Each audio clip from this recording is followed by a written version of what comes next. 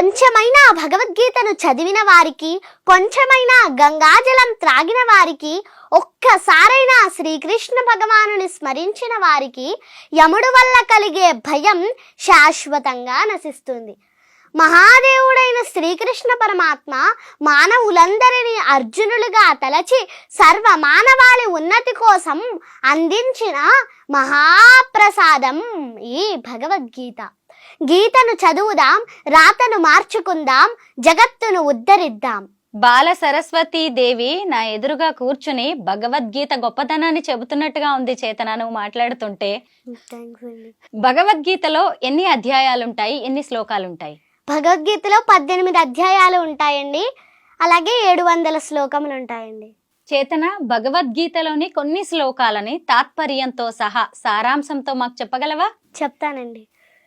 యద్యదాచరతి శ్రేష్ఠః తత్తదేవేతరో జనః సయత్ ప్రమాణం కురుతే లోకస్తదను వర్తతే మయి సర్వాణి కర్మాణి సన్యస్యాధ్యాత్మచేతసా నిరాశీర్నిర్మమో భూత్వా యుధ్యస్వ విగతజ్వరః. అందుచేవో అర్జున, నన్ను గూర్చిన పరిపూర్ణమైన విశ్వాసముతో నన్నాశ్రయించి వినయముతో యుద్ధము చేయుము.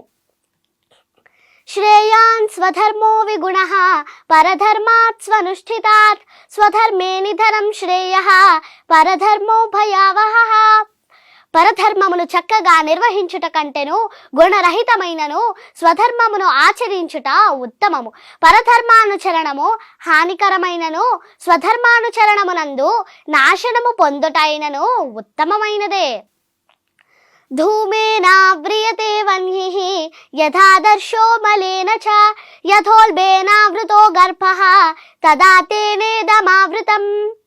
అగ్ని పొగ చేతను, అద్దము ధూళి చేతను, గర్భము మావి చేతను కప్పబడి ఉండునట్లు జీవుడు కూడా కామము యొక్క వివిధ దశలచే కప్పబడి ఉండును. ఏ యథా మాం ప్రపద్యంతే తాంస్తథైవ భజామ్యహం మమ వర్త్మానువర్తంతే మనుష్యాః పార్థ సర్వశః. ఎవరు ఏ విధముగా నన్ను శరణు వేడుదురో వారిని ఆ విధముగా నేను అనుగ్రహింతును. ఓ పార్థ, ప్రతి ఒక్కరూ అన్ని విధములా నా మార్గమునే నడుచుచుందురు. యస్య సర్వే సమారంభాః కామ సంకల్ప వర్జితాః జ్ఞానాగ్నిదగ్ధ కర్మాణం తమాహుః పండితం బుధాః. చేతన, నువ్వేం చదువుతున్నావు? 4th class చదువుతున్నానండి. మీ దేవురు? భీమవరం అండి. పేరెంట్స్ ఏం చేస్తూ ఉంటారు? మా అమ్మగారు హౌస్ వైఫ్ అండి, మా నాన్నగారు రియల్ ఎస్టేట్ చేస్తూ ఉంటారండి. నీకు బుజ్జి తమ్ముడు కూడా ఉన్నాడు కదా, తను కూడా భగవద్గీత పారాయణం చేస్తాడు, తనకు కూడా గోల్డ్ మెడల్ వచ్చింది. శ్లోకాలు చెప్తాడండి. తను కూడా శ్లోకాలు చెప్తాడా? ఏం చదువుతున్నాడు తమ్ముడు? 2nd క్లాస్ అండి.